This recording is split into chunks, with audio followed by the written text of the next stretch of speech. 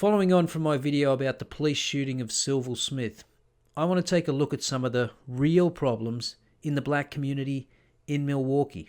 Not the bullshit problems, like... This will happen because they're not helping the black community. Like, the rich people, they got all this money and they're not trying to give us none. Actual problems that help explain. But let me be clear, do not absolve some of the behavior shown here.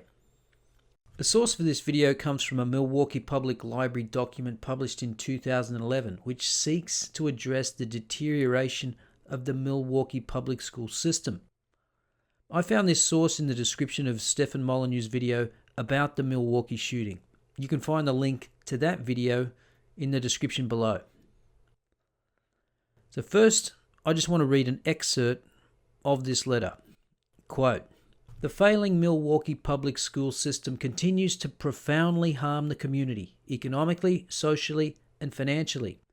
To compete in a global economy, Milwaukee employers need a labor force that is highly skilled, trained, and literate.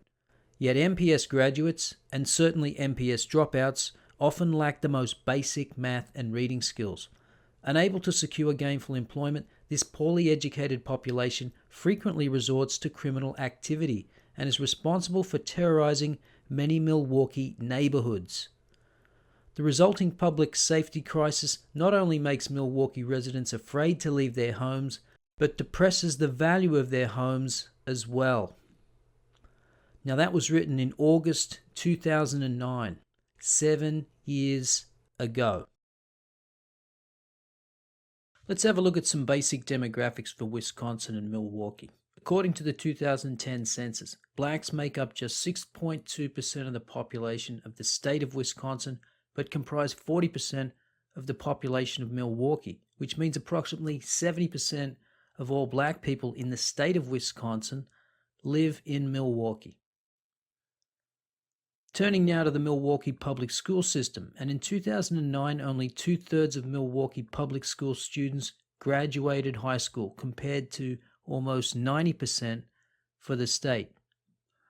The Milwaukee public school system had a truancy rate 5 times the state average, and the percentage of students expelled or suspended in 2008 was again almost 5 times the state average.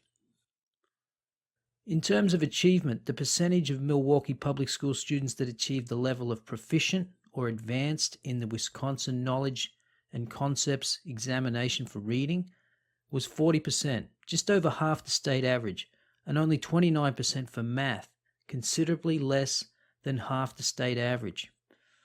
And the American College Test showed that Milwaukee public school students scored more than 20% below the state average.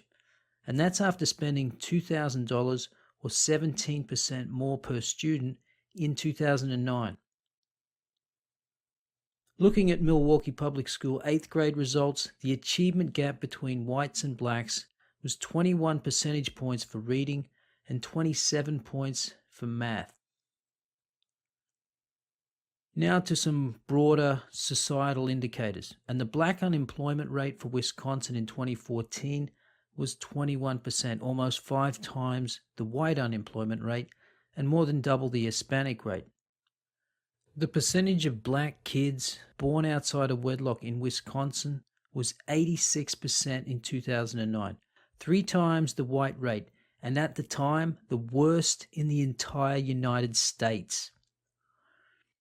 In terms of teen births, Milwaukee had a teen birth rate twice the US average in 2009, and teen births represented a phenomenal 21% of all black births in the state of Wisconsin, almost 4 times the white rate.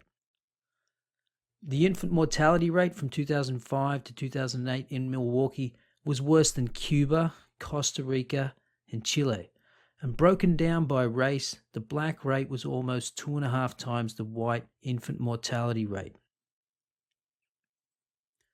And here are some rather disturbing statistics on HIV and AIDS in the Milwaukee black community as of 2009.